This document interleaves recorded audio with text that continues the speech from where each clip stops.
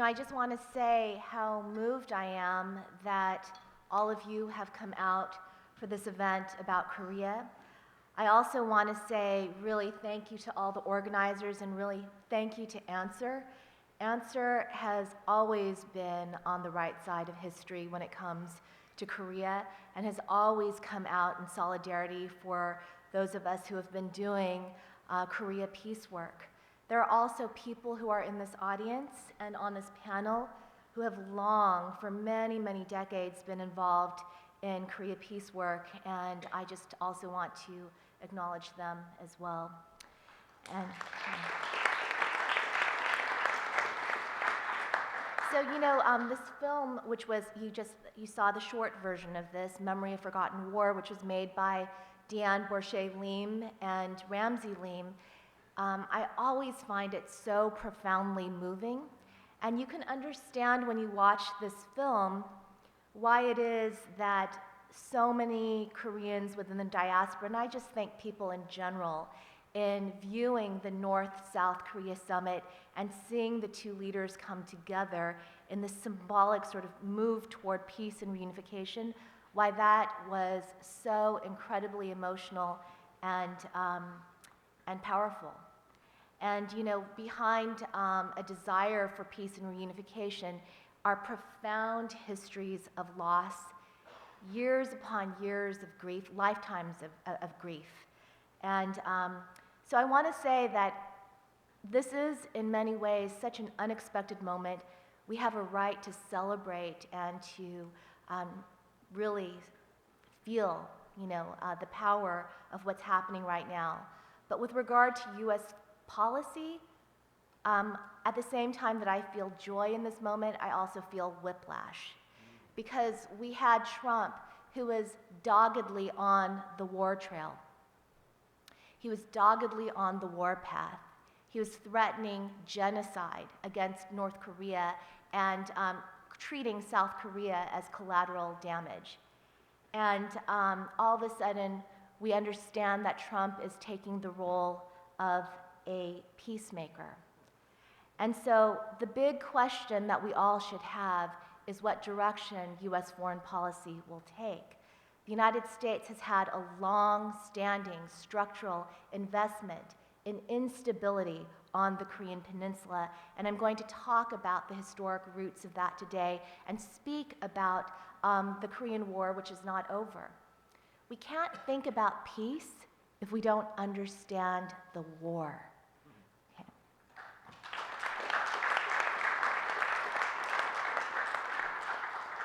So few Americans, and I'm not including people in this room, but I'm saying few Americans, and the exceptions are here, I should say, perhaps until this current presidency, perhaps even until yesterday's flurry of news headlines about the historic inter-Korean summit, followed by Trump's approving tweets, have realized that the Korean War, ironically yet tellingly memorialized as the forgotten war in the United States, is not over.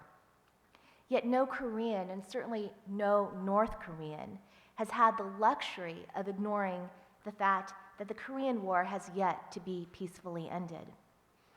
More than any people, more than any other people in the world, North Koreans know as an intimate fact of life what it means to be in the crosshairs of the U.S. war machine. Oh, sorry. Let me do this.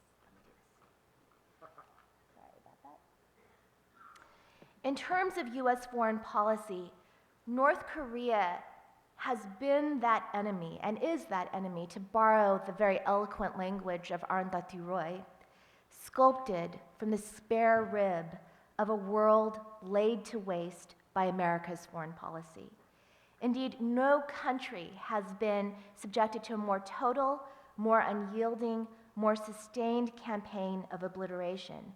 Regime change has been the consistent policy of the United States toward North Korea since the mid-20th century, when it militarily intervened in what was, to most Americans, a far-off land against an unknown people. This was a war that was so illegible to even the teenaged GIs who were deployed to the battlefront, that the US military, recognizing that random wars fought against unclear enemies posed the problem of morale, they saw fit to issue a sequence of pamphlets with the titles, "What Am I Doing Here?" and "What Are We Doing Here?" Okay. This is how illegible the Korean War was to the average GI on the battlefront. Rendered in comics format, and of course this was the golden age of comics, right? So rendered in comics format and reduced, fittingly, to jingoistic caricature, the origins of the Korean War, according to these pamphlets, could be found in the communist agenda to rule the world. Evidence of this sinister plot was on display on the Korean peninsula, where, with Russia's backing, communist North Korea's army invaded the Republic of Korea without warning. And the free world elected to answer with force.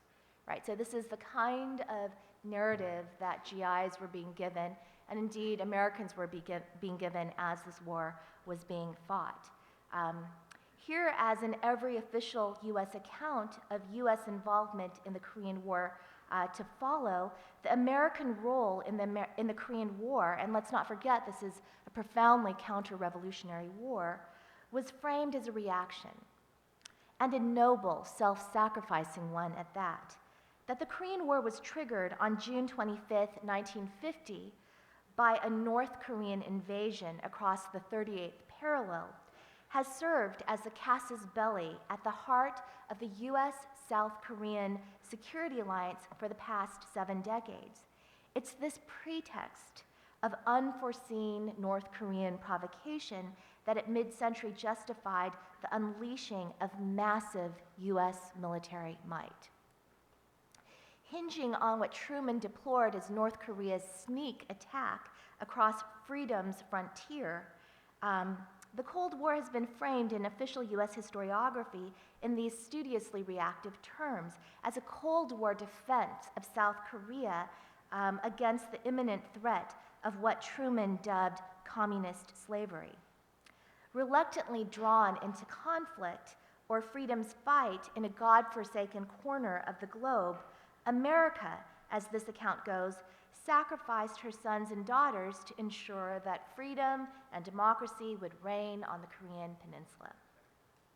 So left unmentioned in this account is the fact that the United States during World War II, which was a global war that triggered sweeping decolonization movements for national independence throughout Asia and Africa, had already brokered the fate of Korea.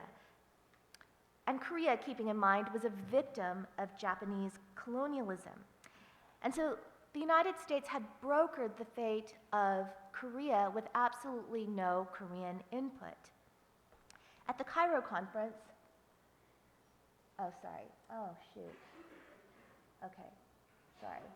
This is going to be out of order. At the Cairo Conference, the Allied leaders, and this is from the Cairo Declaration, mindful of the enslavement of the people of Korea, determined that, and here's the infamous phrase, in due course, Korea shall be free and independent. So in 1943, the Allied powers decided that Korea in due course could be free and independent. Self-determination would be a gradual goal, so infinitesimally gradual that Korean sovereignty has yet to be realized today, some 75 years later.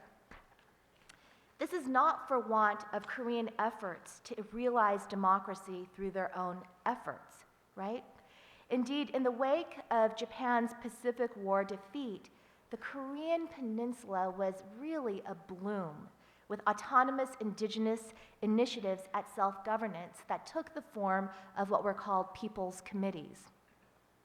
Profoundly local in character, these political organizations, according to the historian Charles Armstrong, took on a wide variety of forms and political complexions in different regions of the peninsula. Yet these democratic attempts at self-determination were routed out by the US military occupation forces, as Armstrong writes, quote, both because of their policy of not recognizing any pre-existing Korean political authority, and because of their concern over leftist subversion within people's committees, the Americans deliberately dismantled the people's committees. Okay.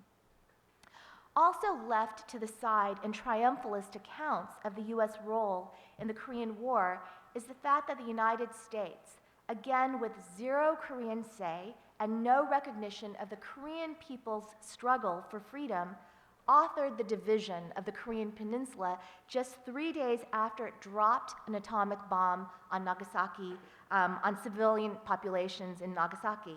And they left it basically to two junior Army officers, Charles Bonesteel and Dean Rusk, to adjourn to a room. They were armed with nothing more than a National Geographic map and absolutely no historical understanding of Korea.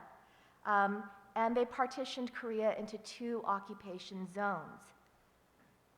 So this division of a people and a land long under the yoke of Japanese colonial rule, it predictably precipitated a war of national reunification to follow.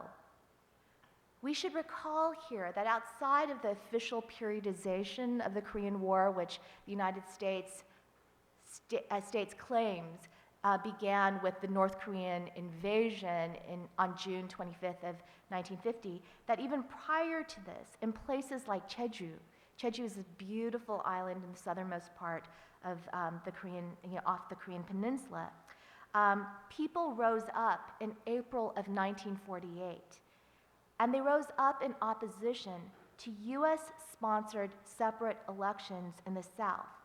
And these elections, as the people of Korea understood, when the United States was sponsoring these separate elections for the South, that it was effectively hardening that 38th parallel, which was meant to be an occupation line, into a permanent division, right? And what happened in response, and this is all under US military occupation authority, US-backed and US-trained South Korean forces adopt scorched earth policies toward the Jeju Islanders.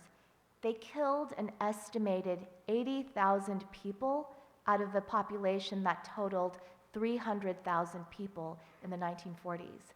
80,000 out of 300,000 people, leaving women and children, I should add, unspared. So according to the historian Bruce Cummings, this, quote, merciless wholesale assault on the people of Jeju Island, it occurred during peacetime under the American occupation. So this is another way in which I think that we should always be critical too of the ways in which the United States understands peace, right? Further left unsaid in accounts of American self-sacrifice in the Korean War is the fact that in the first instance, South Korea was the creation of the United States. It was, and I'm borrowing a phrase from Noam Chomsky and Edward Herman, it was a sub-fascist client state whose sole political creed was virulent and violent anti-communism. So it had no positive politics, it only had a negative politics. Even as Barack Obama,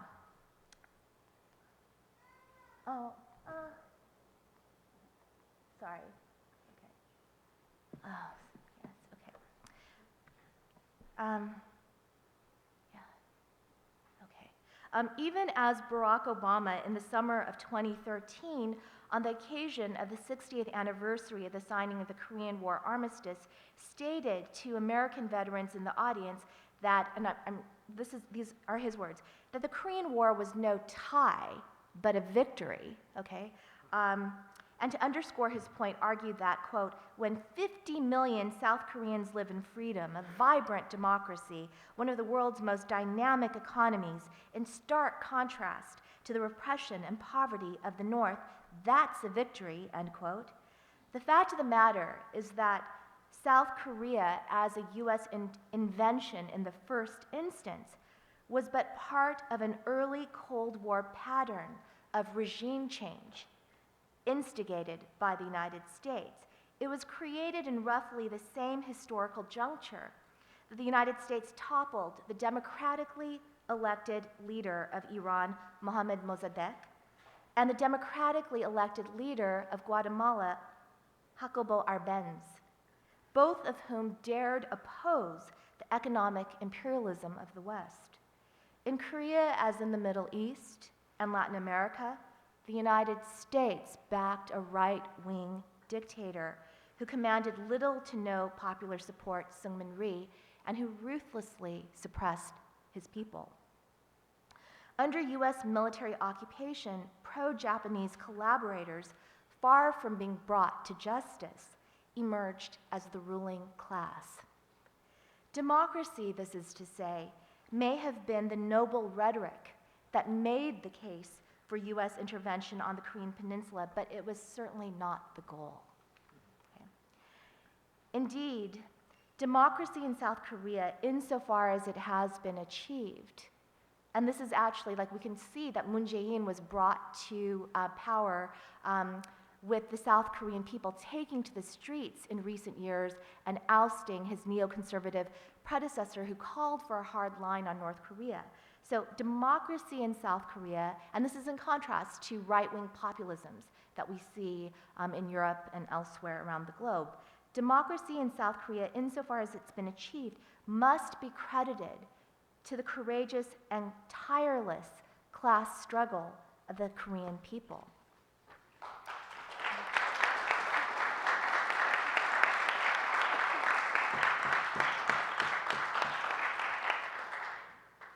Also left necessarily repressed in this sort of triumphalist account of the United States, of the US role on the Korean Peninsula, is the fact that the Korean War, for all of its seeming insignificance to Americans, was foundational to the Cold War rise of the United States as a military imperial power. Okay, so Korea, though it seems far over there, was absolutely central to what was happening here. The Korean War, as Cummings writes, not Greece or Turkey or the Marshall Plan or Vietnam, inaugurated big defense budgets and the national security state that transformed a limited containment doctrine into a global crusade that ignited McCarthyism just as it seemed to fizzle, and thereby gave the Cold War its long run. Indeed, few Americans understand the key role Korea played in consolidating US war power. This is to emphasize the incredible productivity of the Korean War.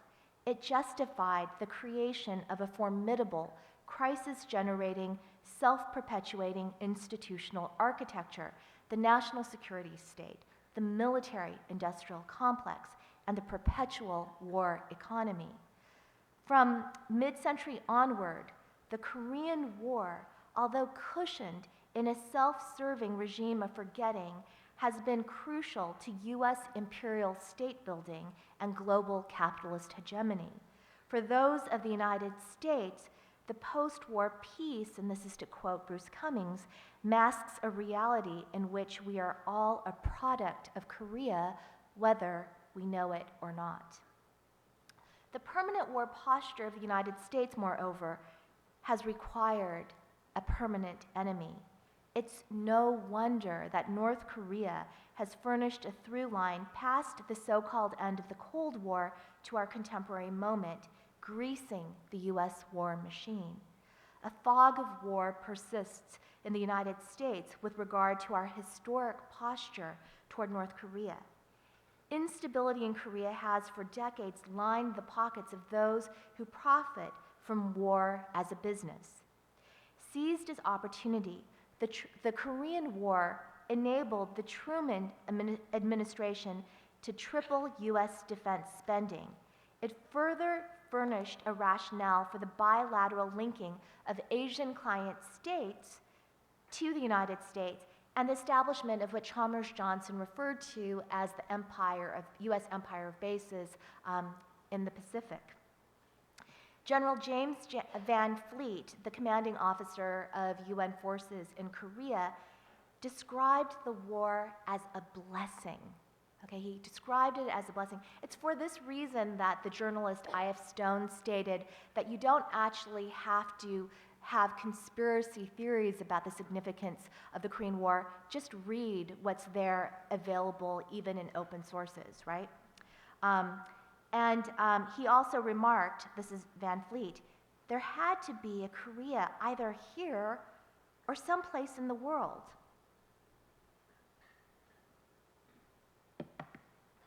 As Giovanni Arrighi writes, massive rearmament provided a brilliant solution to the major problems of U.S. economic policy. And he elaborates, what was required was an international emergency. And since November 1949, Secretary Acheson had been predicting that one would occur sometime in 1950 in the Asian rimlands, in Korea, Vietnam, Taiwan, or all three. 2 months after the president examined NSC-68, that crisis happened, Acheson was later to say, Korea came along and saved us. So this is just to point out that the United States economy as a result of World War II was an economy that was totally geared toward total war. So Korea came along and saved the US economy. Yet few Americans recognize how formative the Korean War was to the American warfare state.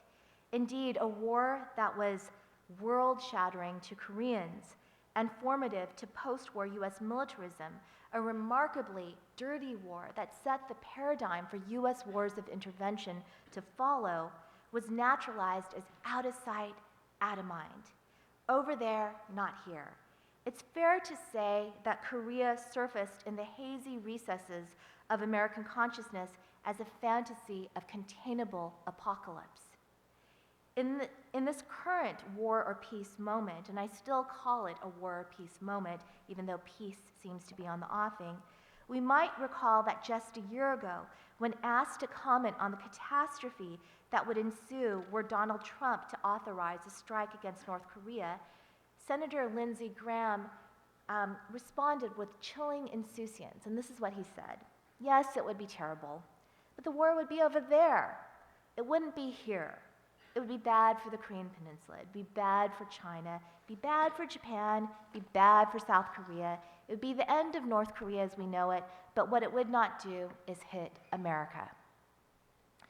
What neither he nor Trump seemed to realize is that the United States visited fire and fury like the world had never seen on North Korea during the hot fighting period of the Korean War, and that, to borrow here from Trump's comments before the United Nations, the United States had come close to totally destroying North Korea.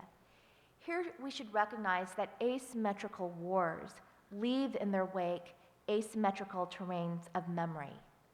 If the United States, as Bruce Cummings has argued, is the party of forgetting, North Korea has the unenviable distinction of being the party of memory.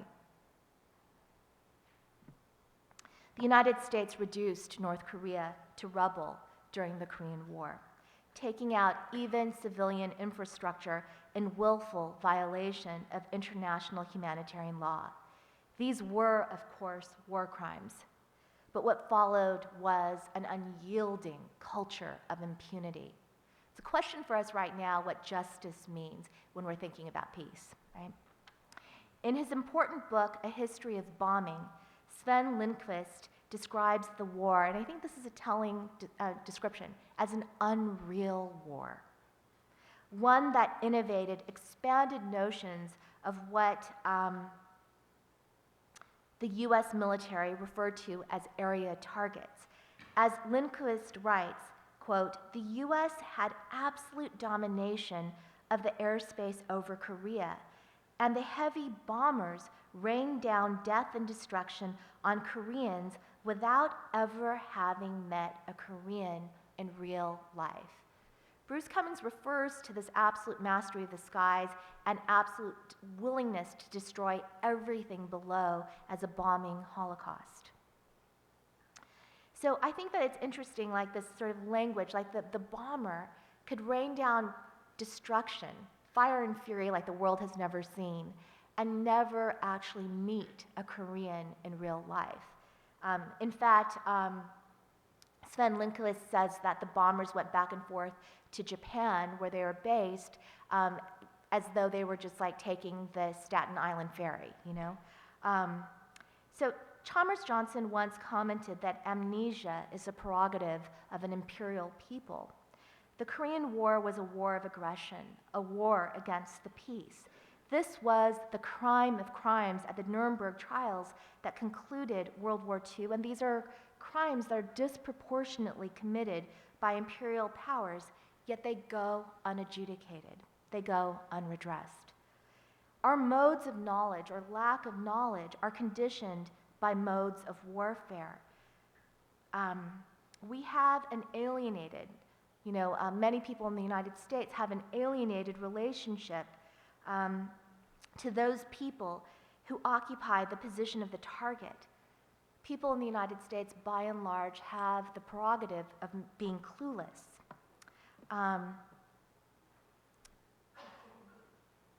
So I just wanted to comment about this, and this is the Korean War Memorial on the National Mall.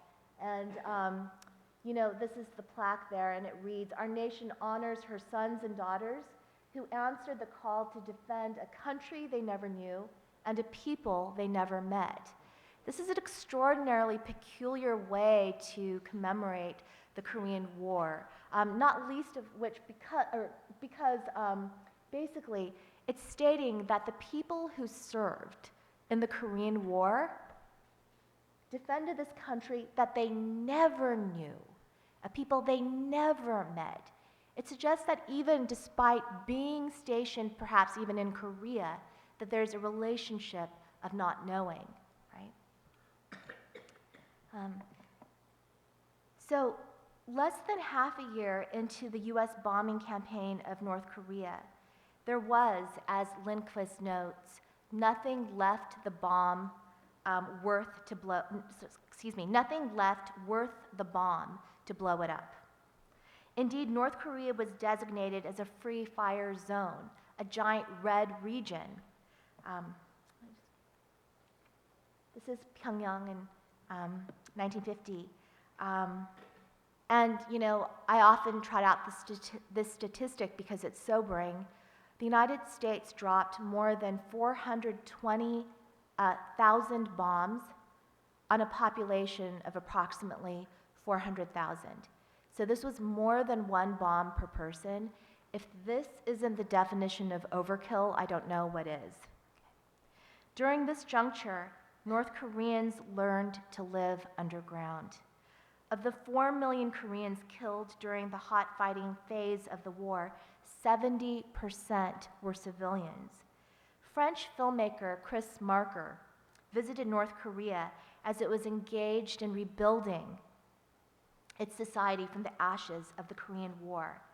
And against the sort of images that have dominated until this recent summit, when we all of a sudden have new images of North Korea, and the Olympics, when we have new images of North Korea, until recently, the images that have dominated have been historically unmarked, sort of time unmarked images of North Koreans goose-stepping in Kim Il-sung Square, images of various North Korean leaders inspecting weaponry, and these have been the jingoistic images that have dominated mainstream corporate media depictions of North Korea. But I would say that French filmmaker Chris Marker, his was a supple eye that perceived a supple and complex reality. In Korean, it's his work on North Korea reconstruction. He dwells on the suffering perceptible even behind the hustle and bustle of a society that is in full reconstructive swing. And this is what he states: "Extermination passed over this land. Who could count what burned with the houses? Okay, this is the degree to which we don't even take stock of those who died, right?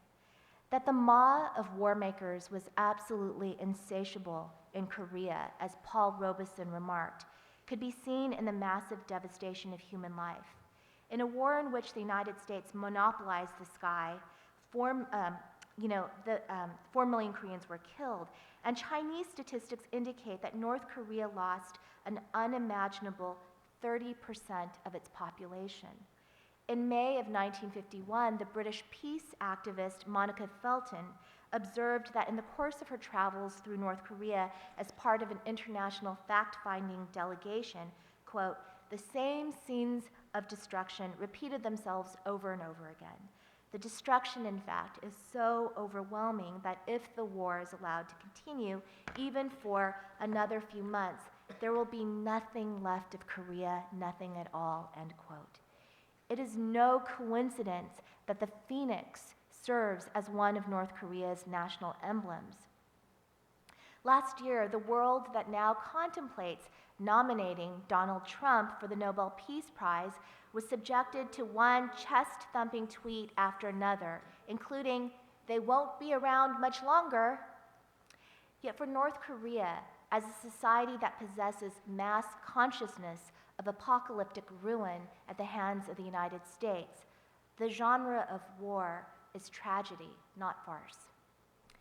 Here, it's crucial to recognize that the United States entertained the use of nuclear weapons at multiple points during the Korean War and has routinely threatened North Korea with nuclear annihilation ever since.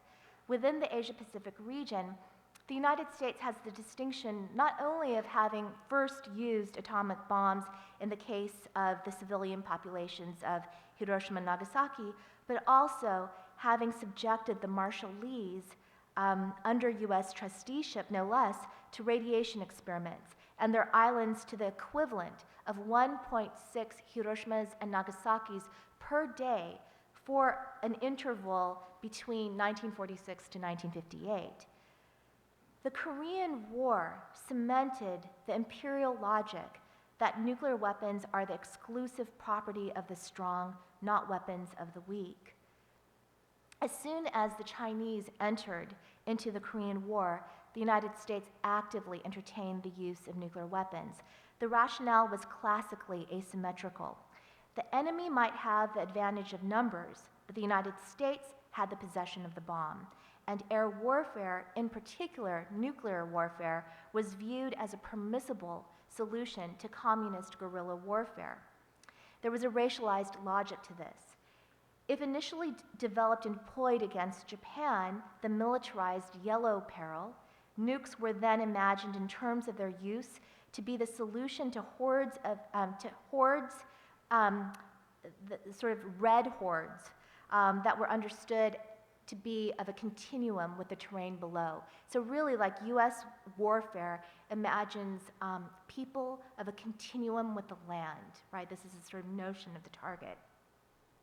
As his posthumously published interviews reveal, MacArthur wished to drop between 30 and 50 atomic bombs strung across the neck of Manchuria, thus creating a zone of cobalt where no one could live for 60, perhaps over 100 years, thus making impossible a Chinese advance from the north.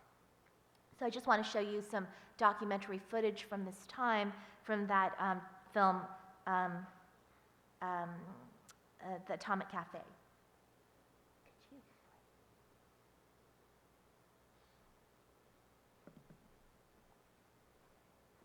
Oh, whoops. Let me take this back. Could you play? Oh, is it not working? Okay. Sorry. You know what? It's okay. It's okay. It's sorry about that. It worked on my computer, but it's not working here.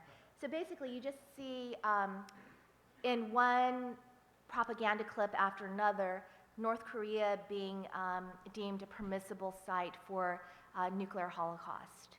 You know, and you see politicians and people on the street sort of, you know, saying that it would be okay, right? So that's the nature of that clip.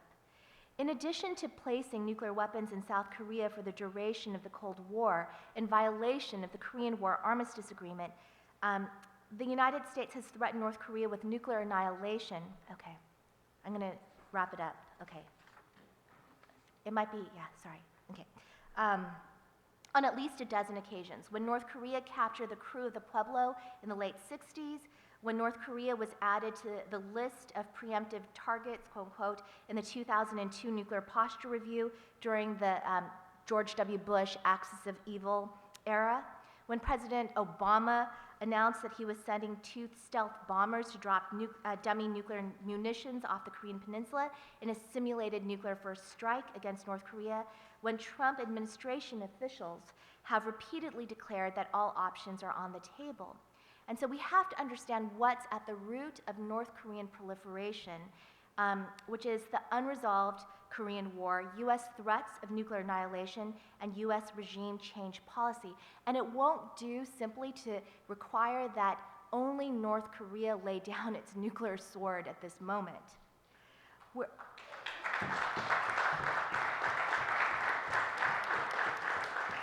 And we know that whereas the United States has an arsenal of roughly 7,000 warheads, North Korea is estimated to possess approximately 10. So I wanted to just say, and I think I'm going to just compress this as quickly as possible.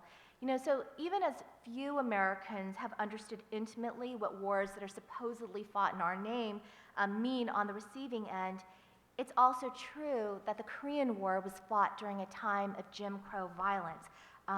Maybe I'll just show this quickly. And this is Toni Morrison speaking about her work, Home, which describes a Black Korean War veteran who comes back to the United States, has to navigate a landscape that is absolutely deformed by the violence of Jim Crow, and basically has to fight another war on the home front. Could you play this? Notice how people think of it as a kind of a golden age, post-war, lots of money, everybody was employed, the television shows were cheerful, and I think we forgot what was really going on in the 50s. What did we forget? We forgot McCarthy, anti-communist horror. We forgot that there was a war that we didn't call a war, called the Korean police action, and it was a violent time for African Americans. The home is the... Okay, right. And so there have been recent attempts, and particularly during the Barack Obama presidency, to recuperate the Korean War as a kind of watershed moment in civil rights history. And to understand that because the Korean War was fought in part, not totally, by integrated forces, that this represents a kind of way to liberally recuperate a war that was profoundly illiberal in nature. And what Obama actually stated was the heroism of African Americans in Korea, and Latinos, and Asian Americans, and Native Americans advanced the idea, if these Americans could live and work together over there, surely we could do the same thing here at home. Korea taught us that as a people, we are stronger when we stand as one. But I want to also just point out, and I'll just go through this quickly, that Paul Robeson, who was a rare voice of dissent, he spoke at a rally sponsored by the Civil Rights Congress in Madison Square Garden on June 29th, 1950. And what he said addressing black soldiers, he said, the war was at home. The war was against Jim Crow. It wasn't against a people with whom blacks in the United States should have solidarity. And he also understood, he and a handful of others also understood, and I think it's so important for even thinking solidarity in our present, understood that police action, and of course police action is used as a sort of specious term to describe US informal war, but let's actually take that term seriously. That police action in Korea corresponded to a rising police state at home. And in a document called We Charge Genocide, this is what the Civil Rights Congress actually stated. And what they observed in this petition which charged the United States with genocide against blacks in the United States. The Civil Rights Congress basically stated that the morphology of lynching had shifted. It had shifted from the noose to the policeman's bullet. And they understood that there were structural linkages between this police state at home and the police action abroad. And they wrote, "We Negro petitioners whose communities have been laid waste, whose homes have been burned and looted, whose children have been killed, whose women have been raped, have noted with peculiar horror that the genocidal doctrines and actions of the American white supremacists have already been exported to the colored peoples of Asia.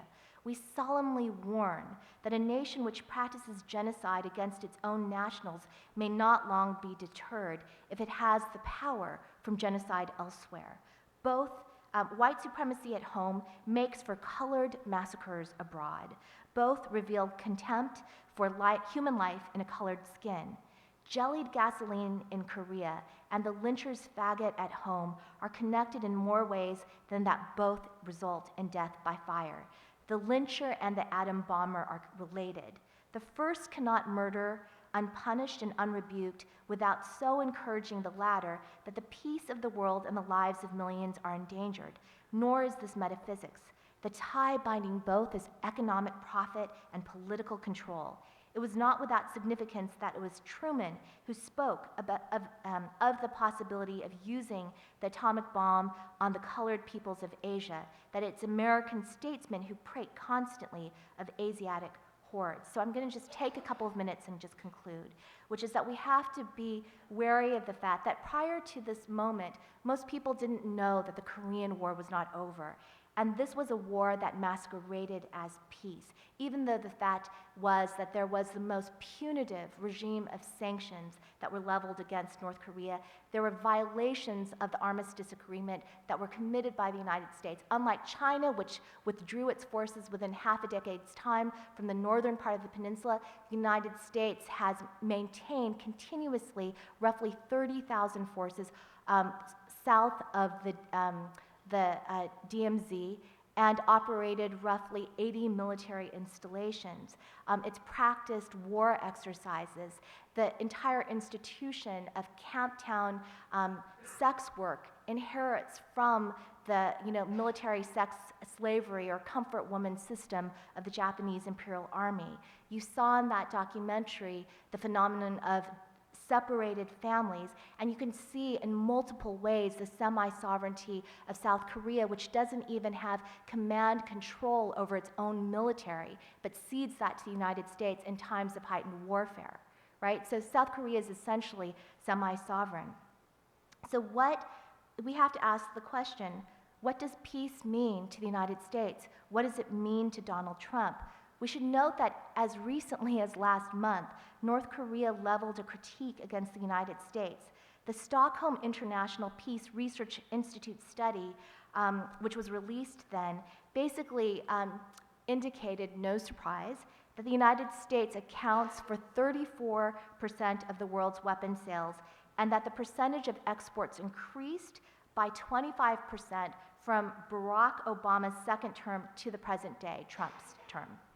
And what the KCNA, which is North Korea's international media organ, stated was that the United States is the world's top-class war merchant that spawns war and massacre in different parts of the world through large-scale arms sales, going against the desire of mankind for peace and stability.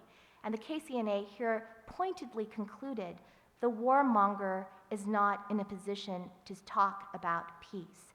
And what I'm going to say is, just as a sort of ending point, there cannot be any peace without justice, and peace depends on understanding the nature of the Korean War and the profoundly counter-revolutionary, indeed genocidal nature of the US role in that war.